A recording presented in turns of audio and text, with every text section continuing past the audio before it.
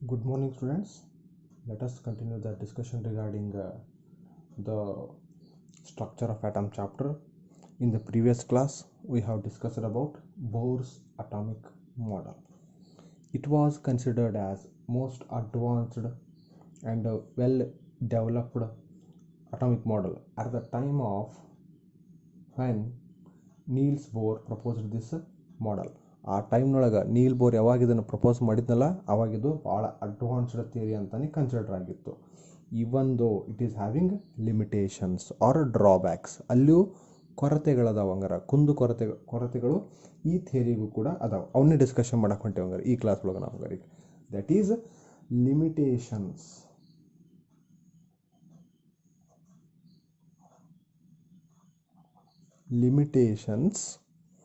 Or what we have to discuss, limitations or drawbacks.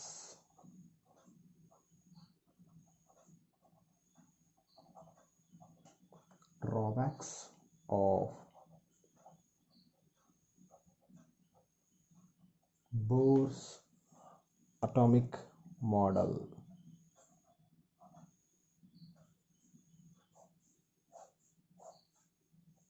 Okay, let us discuss about the limitations or drawbacks of Bohr's atomic model. Okay, first one. What is the first one?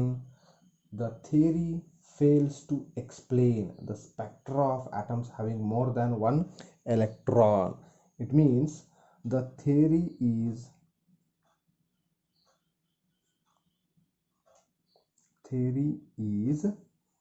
applicable for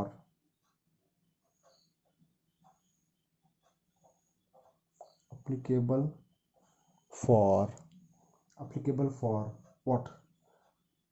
Single electron system. Means the theory is applicable for any atom or ion having only one electron. Example, it is applicable for hydrogen having one electron. Okay, it is applicable for this one. It is applicable for helium plus. It is also having one electron. It is applicable for lithium 2 plus. Okay, lithium 2 plus, it is also having one electron. It is applicable for beryllium 3 plus ion also, which is also having one electron. ಹಂಗಾರೆ theory ಎದಕ್ಕೆ apply ಆಗ್ತೈತಿ? ಆ atom ಒಳಗೆ ಅಥವಾ ion ಒಳಗೆ ಯಾವುದೇ species ಒಳಗೆ ಒಂದೇ ಒಂದು ಎಲೆಕ್ಟ್ರಾನ್ ಇರಬೇಕು ಅಂದರೆ ಮಾತ್ರ ಥಿಯರಿ ಅಪ್ಲಿಕೇಬಲ್ ಆಗ್ತದೆ. This is first point. Second point, the theory fails to explain. It fails for what? To explain fine spectrum. Fine spectrum of hydrogen. ಹೈಡ್ರೋಜನ್ನ ಫೈನ್ ಸ್ಪೆಕ್ಟ್ರಮ್ನ ಎಕ್ಸ್ಪ್ಲೇನ್ ಮಾಡೋಕ್ಕೆ ಥಿಯರಿ ಫೇಲ್ ಆಯಿತು. Then what do you mean by fine spectrum of hydrogen? Already we have studied the line spectrum of hydrogen. Okay, line spectrum of hydrogen ನೋಡಿದ್ವಿ. ಅದರೊಳಗೆ ಏನಿದ್ದು series of lines ಇದ್ದು ಹಂಗಂದ್ರೆ. Okay, whenever those series of lines observed in the line spectrum of hydrogen are observed or analyzed by using the high resolving power spectroscopy. High resolving power spectroscopy ಇಂದ ನೋಡಿದಾಗ, resolving power spectroscopy, high resolving power spectrometer ಅಂತ ಕರಿತೀವಿ ನಾವು. Actually spectrometer, what it is the instrument to analyze the any photographic plates of any photographic evidences for the any molecules or ions or species. ಅವಕ್ಕೇನಾದ್ರು ನೋಡಿದಾಗ ಅವ್ನು ನೋಡ್ಬೇಕಂತಂದ್ರೆ ನಾವು high resolving power ಸ್ಪೆಕ್ಟ್ರೋಮೀಟರ್ನ ನೋಡ್ಬೇಕು. ಇದರಿಂದ ನೋಡಿದಾಗ ಅಲ್ಲಿ ಏನಾಗಿತ್ತಂಗಂದ್ರೆ those lines are consisting of even smaller lines. Spectral lines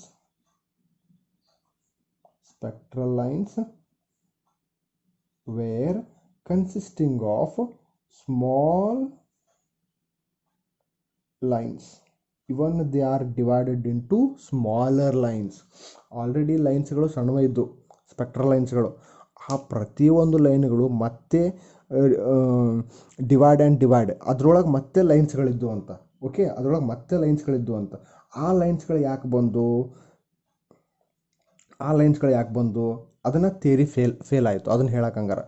those small lines which are found in the spectral lines of the hydrogen spectrum are called as fine spectrum of hydrogen. ಆ ಸಣ್ಣ ಸಣ್ಣ ಲೈನ್ಗಳು ಮತ್ತೆ ಕಂಡು ಬಂದವಲ್ಲ, ಅವುಗಳನ್ನು fine spectrum of hydrogen ಅಂತ ಕರೆದ್ರು. ಅದನ್ನು ಹೇಳಕ್ಕೆ ಥಿಯರಿ ಫೇಲ್ ಆಯ್ತು ಹಂಗಾರೆ. This is second point. ನಾವು let's discuss about the third drawback or limitation. Okay, let us discuss about third drawback or limitation. That is, the theory does not explain. Theory does not explain. Okay, that why angular momentum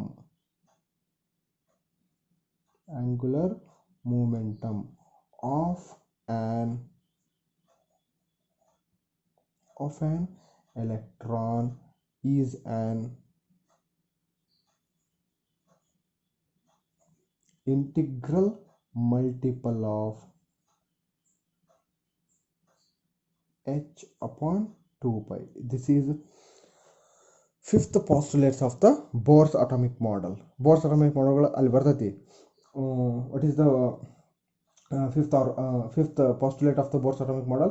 Around the nucleus, only those shells are possible in which angular momentum of the electron is an integral multiple of h upon 2 pi. Okay, ಈ ರೀತಿ ಬಂತು. ಹಂಗಾರೆ angular momentum ಆರ್ಬಿಟ್ಗಳಿಗೆ ಅಥವಾ ಶೆಲ್ಗಳಿಗೆ ಇಷ್ಟೇ ಯಾಕಿರ್ತತಿ ಅನ್ನೋದನ್ನು theory explanation ಕೊಟ್ಟಿಲ್ಲ. Theory angular momentum integral multiple of ಅಂದರೆ n into h upon 2 pi ಯಾಕಾಗಿರ್ತೈತಿ ಅನ್ನೋದನ್ನು ಥಿಯರಿ ಹೇಳಲಿಲ್ಲ, ಜಸ್ಟ್ ಹೇಳ್ತದಷ್ಟೇ. Okay, next, this is the third drawback. And fourth drawback is the theory fails to explain. Theory fails to explain what? Ability of atoms to form molecules.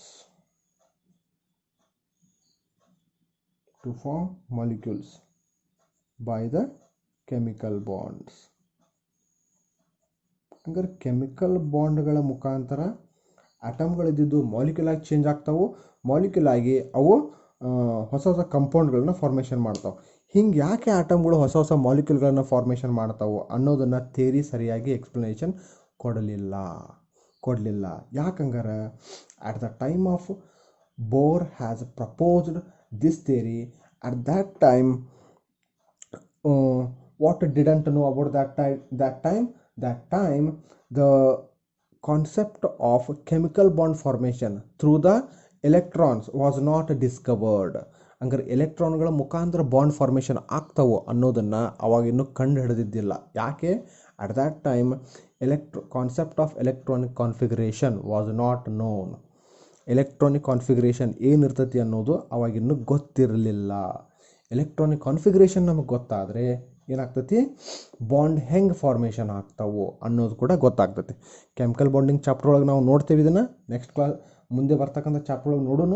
ನೀವೇನು ಅರ್ಥ ಮಾಡ್ಕೊಡ್ರಿ, ಈಗ ಆ ಟೈಮ್ನೊಳಗೆ electronic ಕಾನ್ಫಿಗರೇಷನ್ಗಳ ಬಗ್ಗೆ ಆಗಲಿ ಅಥವಾ ಎಲೆಕ್ಟ್ರಾನ್ಗಳ ಡಿಸ್ಟ್ರಿಬ್ಯೂಷನ್ಗಳ ಬಗ್ಗೆ ಸರಿಯಾಗಿ ಗೊತ್ತಿರಲಿಲ್ಲ. ಅದಕ್ಕೆ ಅವನಿಗೆ ಯಾಕೆ ಆಟಮ್ಗಳು ಮಾಲಿಕ್ಯೂಲ್ನ ಫಾರ್ಮೇಷನ್ ಮಾಡ್ತಾವೆ ಅನ್ನೋದು ಗೊತ್ತಾಗಲಿಲ್ಲ. This is the fourth drawback or last drawback of the Bohr's atomic model. Okay, yes, this much is about this concept. Let us continue the discussion regarding the next concept of the structure of atom. That is very, very important concept. That is called as dual behavior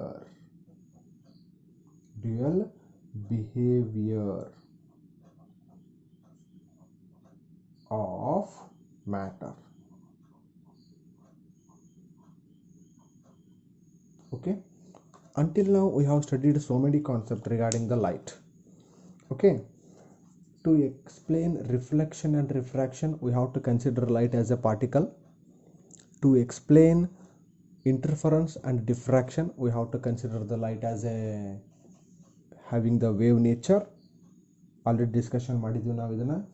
And to explain black body radiation, to explain photoelectric effect, and to explain the spectrum of any element, we have to consider what? Light or electromagnetic radiation as having particle nature. ಅದಕ್ಕೆ particle nature ಐತಿ ಅಂತ ನಾವು consider ಮಾಡಬೇಕಾಗ್ತತಿ. ನಿಮಗೆ ಇಲ್ಲಿವರೆಗೂ ನಾವು study ಮಾಡ್ಕೊತ ಬಂದೀವಿ. ಹಂಗಾರೆ ನಿಜ ಯಾವುದು? ಲೈಟಿಗೆ ಪಾರ್ಟಿಕಲ್ ನೇಚರ್ ಐತೋ ವೇವ್ ನೇಚರ್ ಐತೋ? ಓಕೆ, ಅದನ್ನೇ ಈಗ ಹೇಳಕ್ಕೆ ಬರ್ತಾರೆ. ಈಗ ಯಾರು ಹೇಳ್ತಾರೆ ಹಂಗಾರೆ ಈ ಕಾನ್ಸೆಪ್ಟ್ನ? This concept was going to explained or produced by a scientist called as de Broglie. ಯಾರಂಗಾರೆ ಸೈಂಟಿಸ್ಟ್ ಇದನ್ನು ಹೇಳಿದವ್ರಂಗಾರ? ಡಿ ಬ್ರಾಗ್ಲಿ ಅಂತಕ್ಕಂಥ ಸೈಂಟಿಸ್ಟ್ ಈ ಕಾನ್ಸೆಪ್ಟ್ನ ಡಿಸ್ಕಷನ್ ಮಾಡ್ತಾನೆ. ಹಂಗಂದ್ರೆ ಮ್ಯಾಟ್ರಿಗೆ ಎರಡು ಬಿಹೇವಿಯರ್ ಅದಾವಂತೂ ಹೇಳ್ತಾನೆ ಅವನು. Dual behaviour of matter. ಏನಂಗಂದ್ರೆ ಮ್ಯಾಟ್ರ್ ಅಂದ್ರೆ ಏನು? ವಸ್ತುಗಳು, ಯಾವುದೇ ವಸ್ತುಗಳು, ಪಾರ್ಟಿಕಲ್ಗಳು. ಪಾರ್ಟಿಕಲ್ಗೆ ಎರಡು ಬಿಹೇವಿಯರ್ ಐತಂತ. ಯಾವ್ಯಾವುದು? ಒಂದು ಪಾರ್ಟಿಕಲ್ ನೇಚರ್, ಇನ್ನೊಂದು ವೇವ್ ನೇಚರ್. ಇದನ್ನ ಯಾಕೆ ಹೇಳ್ದ ಆತ? You all know about that electron is very very very very very small particle. Electron ಅನ್ನೋದು ಒಂದು ಭಾಳ ಚಿಕ್ಕದಾದಂಥ ಪಾರ್ಟಿಕಲ್, ಹೌದಾ? whenever the electron is submitted for the diffraction, it will show that diffraction phenomena. electron will show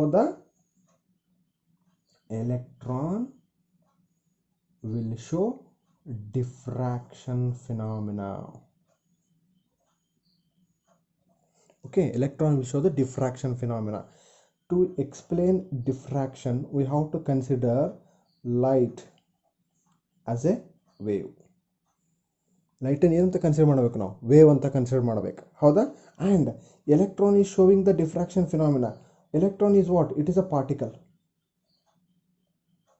being a particle, electron is sowing the diffraction phenomena which is suitable for the wave-like nature. ಅಂದರೆ electron particle ಆಗಿದ್ದುಕೊಂಡು ಏನು ಮಾಡ್ತಾ ಐತಿ? Diffraction ಅಂತಕ್ಕಂಥ ವೇವ್ಗೆ associate ಆಗ್ತಕ್ಕಂಥ ಒಂದು ಫಿನಾಮಿನನ್ನ ತೋರಿಸ್ತಾ ಐತಿ. ಹಂಗಂದ್ರೆ ಪಾರ್ಟಿಕಲ್ ಕೂಡ ವೇವ್ ಆಗಿ ಬಿಹೇವ್ ಮಾಡ್ತತಿ ಅಂದಂಗೆ ಆಯ್ತಂಗಾರೆ ಅಲ್ಲಿಗೆ, ಹೌದಾ? ಪಾರ್ಟಿಕಲ್ ಕೂಡ ವೇವ್ ಆಗಿ ಬಿಹೇವ್ ಮಾಡ್ತತಿ, ಎಲೆಕ್ಟ್ರಾನ್ಗಳು ಕೂಡ ವೇವ್ ಆಗಿ ಬಿಹೇವ್ ಮಾಡ್ತಾವು ಅನ್ನೋದು ಗೊತ್ತಾಯ್ತು. ಅವಾಗ ಅವನು ಏನು ಹೇಳ್ತಾನ? The particles can show wave nature and waves can also show particle nature ಅನ್ನೋದು ಪ್ರೂವ್ ಆಯಿತು ಅಂತ ಹೇಳ್ತಾನೆ. ಯಾಕೆ?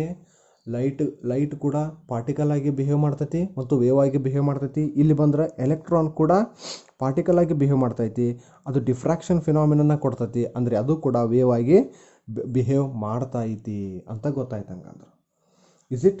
ಹಂಗಂದ್ರೆ ಏನು ಮಾಡ್ತಾನ ಅವನು? ಸೈಂಟಿಸ್ಟ್ ಏನು ಮಾಡ್ತಾನೆ?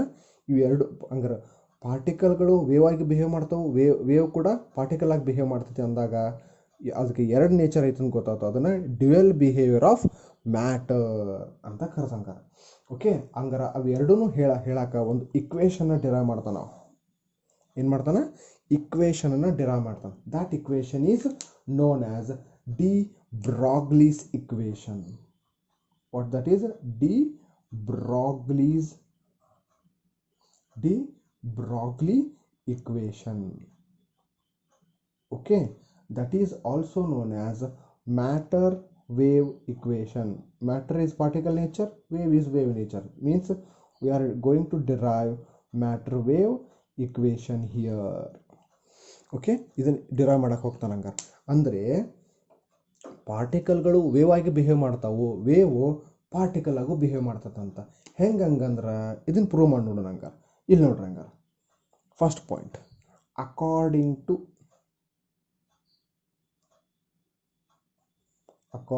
To Einstein. According to Einstein, ಏನಂತ ಗೊತ್ತೈತೆ ನಮಗೆ? E is equal to mc square. Einstein ಕೊಟ್ಟಂತ equation ಇದು. E is equal to mc square means energy can convert into mass, mass can be converted into energy.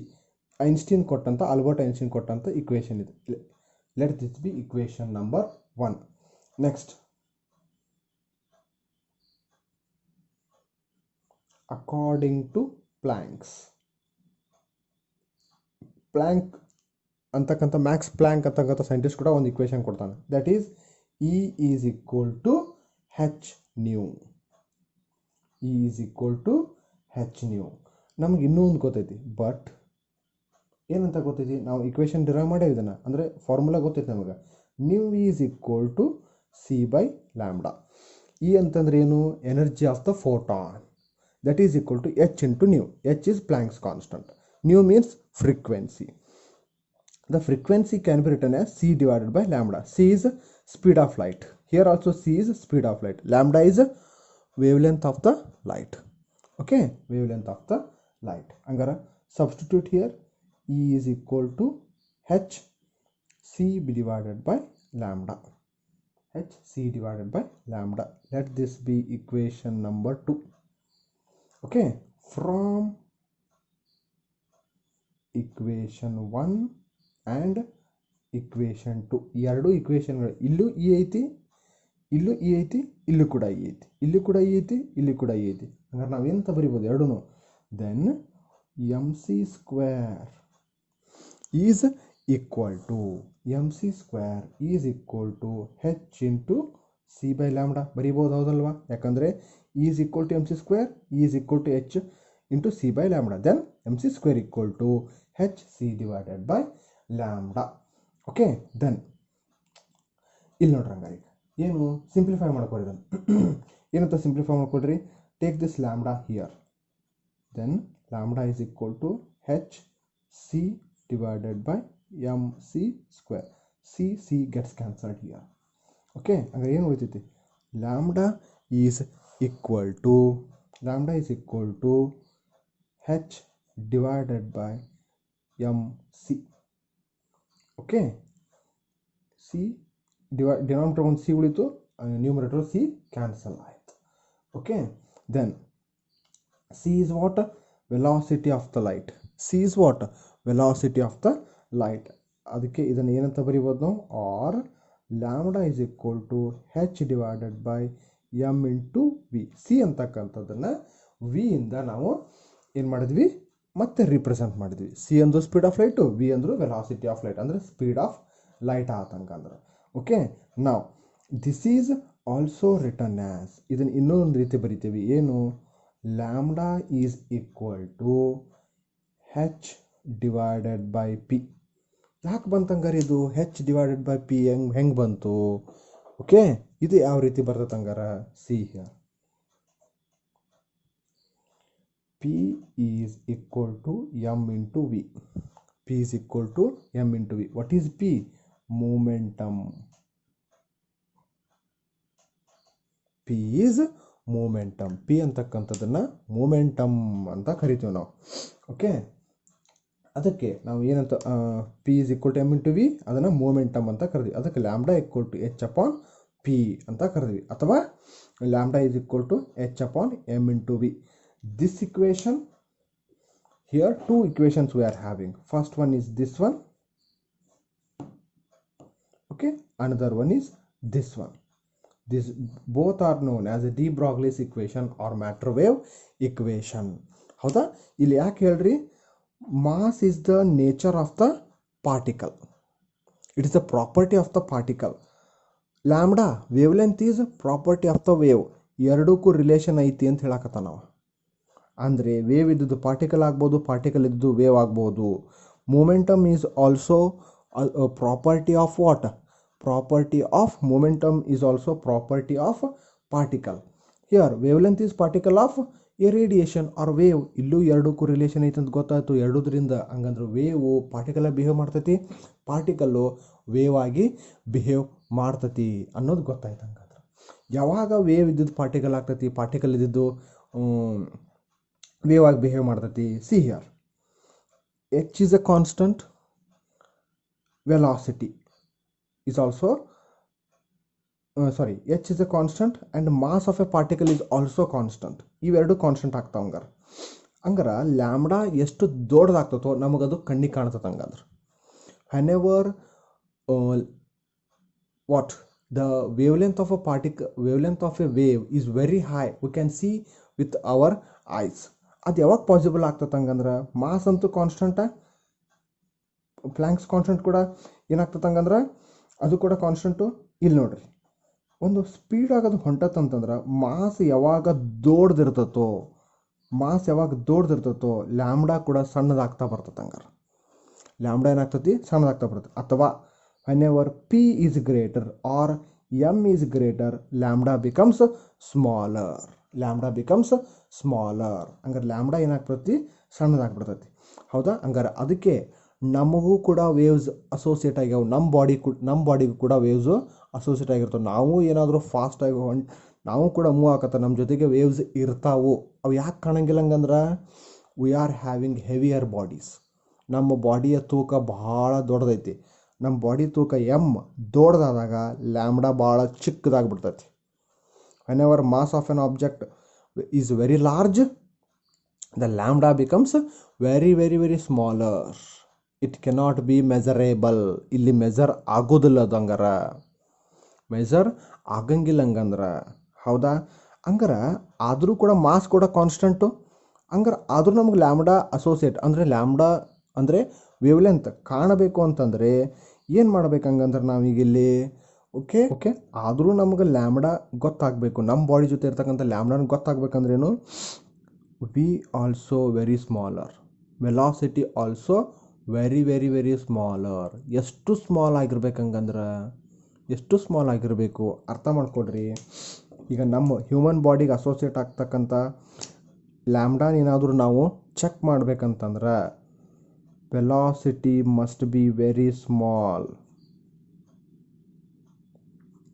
ಎಷ್ಟು small ಆಗಿರಬೇಕು? Approximately to reach 10 feet we have to take some years of time. ಒಂದು 10 feto 20 feto ನಾವು travel ಮಾಡಬೇಕು ಅಂತಂದರೆ some years ವಿಚಾರ ಮಾಡಿರಿ. Some years ನಾವು ಹೋಗ್ಬೇಕು ಅಲ್ಲಿಗೆ. ಒಂದಷ್ಟು ಫೀಟ್ ಹೋಗಕ್ಕೆ ಬರೇ ಕೆಲವೊಂದಷ್ಟು ವರ್ಷಗಳಷ್ಟು ಹೋಗಬೇಕು. ಅಷ್ಟು ನಾವು ಸ್ಲೋ ಆಗಿ ಮೂವ್ ಆಗಬೇಕು. ಅಷ್ಟು ನಾವು ಸ್ಲೋ ಆಗಿ ಮೂವ್ ಆದಾಗ ವೆಲಾಸಿಟಿ ಸ್ಮಾಲ್ ಆಗ್ತೈತಿ. ಯಾಕಂದ್ರೆ ಮಾಸನ್ನಂತೂ ಚೇಂಜ್ ಮಾಡೋಕ್ಕೆ ಬರೋಂಗಿಲ್ಲ. ವೆಲಾಸಿಟಿ ಬಹಳ ಸಣ್ಣದಾದಾಗ ಏನಾಗ್ತೈತಿ, ಲ್ಯಾಂಬ್ಡಾ ಅಲ್ಲಿದ್ದು ನಮಗೆ ಗೊತ್ತಾಗ್ತದೆ. ಹಂಗಾರೆ ಲ್ಯಾಂಬ್ಡಾ ಗೊತ್ತಾಯ್ತಂತಂದರೆ ನಮಗೆ ಅಂದರೆ ನಾವು easily we can identify that the particle is also showing wave nature. ಹಂಗಂದ್ರೆ ಇಲ್ಲೇ ನಾವು ಎಲೆಕ್ಟ್ರಾನ್ ಒಳಗೆ ನಾನು ಆಲ್ರೆಡಿ ಹೇಳಿದೆ, electron can undergo diffraction means it can show the wave nature property. ಯಾಕೆ ತೋರಿಸೋದಂಗಾರೆ electron? Mass of electron is very very very very small. Mass of electron is very very very very small. How much? 9.10 into 10⁻³ kg. ಭಾಳ ಸಣ್ಣದಂಗಂದ್ರೆ ಈಗ ಅದು ಭಾಳ ಸಣ್ಣದಾಗಿರೋದ್ರಿಂದ ಏನಾಗ್ತೈತಿ, it is very easy to measure the wavelength associated with that body. Means smaller particle like the electron, proton and neutron. ಇವುಗಳ ಜೊತೆ ಇರತಕ್ಕಂಥ ಏನು ವೇವ್ ನೇಚರನ್ನು ನಾವು ಈಸಿಲಿ ಐಡೆಂಟಿಫೈ ಮಾಡ್ಬೋದು. ಹಂಗಾರೆ ಹೆವಿಯರ್ ಬಾಡಿ ಜೊತೆ ಯಾಕೆ ಮಾಡೋಕ್ಕಾಗಂಗಿಲ್ಲ? Because wavelength associated with heavier bodies, larger bodies is very very very small, which is very impossible, highly impossible to measure the wavelength associated with larger bodies. Larger ಬಾಡಿಗಳ ಜೊತೆ ಇರ್ತಕ್ಕಂಥ ವೇವ್ಲೆಂತನ್ನು ನಾವು measure ಮಾಡೋದು ಬಹಳ ಕಷ್ಟ ಆಗ್ತತಿ. ಅದಕ್ಕೆ ಏನು ಮಾಡ್ತೇವೆ ನಾವು? ಅದಕ್ಕೆ this de Broglie equation is mainly applicable for the smaller bodies. Smaller ಬಾಡಿಗಳಿಗೆ ಅಥವಾ ಸ್ಮಾಲರ್ ಆಬ್ಜೆಕ್ಟ್ಗಳಿಗೆ ಈಸಿಲಿ ಅಪ್ಲಿಕೇಬಲ್ ಆಗ್ತದೆ. ಲಾರ್ಜರ್ ಬಾಡಿಗೆ ಅಪ್ಲಿಕೇಬಲ್ ಆಗಂಗಿಲ್ಲ ಅಂತ ಅರ್ಥ ಅಲ್ಲ, ಮೆಜರ್ ಮಾಡೋದು ಬಹಳ ಕಷ್ಟ ಐತಿ. It means by the de Broglie's equation it is proved that the waves can show the particle nature and particles can show the wave nature. ಇದು ಯಾವಾಗ ಆಗ್ತದೆ ಹಂಗಂದ್ರೆ whenever, ಇದು ಯಾವಾಗ ಪಾಸಿಬಲ್ ಆಗ್ತತಿ ಇಲ್ಲಿ ನೋಡ್ರಿ. when does the waves show the particle nature and when does particle show the wave nature? When a wave interact with any hard object, ಇದಕ್ಕೆ ಬಂದು ಯಾವಾಗ ಡಿಕ್ಕಿ ಹೊಡಿತೈತಲ್ಲ, whenever it hits the hard object it shows particle nature, ಅವಾಗ ಅದು particle ನೇಚರ್ನ ತೋರಿಸ್ತತಿ. whenever wave is or radiation is free to move then it shows the wave nature. Whenever light interacts with any object it shows the particle nature. When the radiation is free it will move like a particle, it will move like a wave. ಅಂದರೆ radiation free ಆಗಿ ಹೊಂಟಾಗ ಅದು wave ಥರ ಇರ್ತತಿ. ಅದು ಒಂದು object ಜೊತೆ interact ಆದಾಗ ಅದೇನು ಮಾಡ್ತತಿ, ಪಾರ್ಟಿಕಲ್ ನೇಚರ್ನ ತೋರಿಸ್ತತಿ. It is applicable for the smaller bodies, smaller objects like electron, proton and neutron. This is the concept of de Broglie's equation. ಈ de Broglie equation ನ ಯೂಸ್ ಮಾಡಿಕೊಂಡು ನಾವೇನು ಹೇಳ್ಬೋದು ಹಂಗಾರೆ, ಈಗ we can explain the fifth postulate of the Bohr's atomic model. Bohr's atomic model ಒಂದು ಹೇಳಿದೆ ನೋಡ್ರಿ, angular momentum of the shell around the nucleus must be integral multiple of h upon 2 pi. Only this much is explained by the what? Only this much is explained by the Bohr explain ಮಾಡ್ದ ಇದನ್ನ. ಆದರೆ he didn't give the proper explanation for this point. ಈ ಪಾಯಿಂಟಿಗೆ explanation ಆತ ಸರಿಯಾಗಿ ಕೊಡಲಿಲ್ಲ. ಆದರೆ ಯಾಕಂತಂದರೆ the Bohr didn't consider the both dual behavior of the matter as well as the electron. ಎಲೆಕ್ಟ್ರಾನಿಗೂ ಡ್ಯುಯಲ್ ಬಿಹೇವಿಯರ್ ಐತಿ ಅಂತ ಅನ್ನೋದು ಅವನಿಗೆ ಗೊತ್ತಿರಲಿಲ್ಲ. ಈಗ ಎಲೆಕ್ಟ್ರಾನಿಗೂ ವೇವ್ ನೇಚರ್ ಐತಿ, ಪಾರ್ಟಿಕಲ್ ನೇಚರ್ ಐತಿ ಅಂತ ಗೊತ್ತಾದಾಗ we can easily explain what? The third postulate. So we can easily explain the third drawback of the Bohr's atomic model. Bohr's atomic modelನ ಆ ಪಾಯಿಂಟ್ನು ನಾವು ಈಗ ಎಕ್ಸ್ಪ್ಲನೇಷನ್ ಕೊಡ್ಬೋದಂಗಂದ್ರೆ. ಯಾಕೆ? ಈಗ ನಮಗೆ ಎಲೆಕ್ಟ್ರಾನಿಗೆ ವೇವ್ ನೇಚರು ಐತಿ ಮತ್ತು ಪಾರ್ಟಿಕಲ್ ನೇಚರ್ ಐತಿ ಅಂತ ನಾವು ಈಗ ಹೇಳಬಹುದು. ಇದು ನೋಡ್ರಿ ಕಾನ್ಸೆಪ್ಟ್ ಹಂಗಾರೆ, ಡಿ ಬ್ರಾಗ್ಲಿ ಇಕ್ವೇಷನ್ ಕಾನ್ಸೆಪ್ಟು ಇದಂಗಂದ್ರೆ. Okay, this much is the de Broglie's equation. Thank you.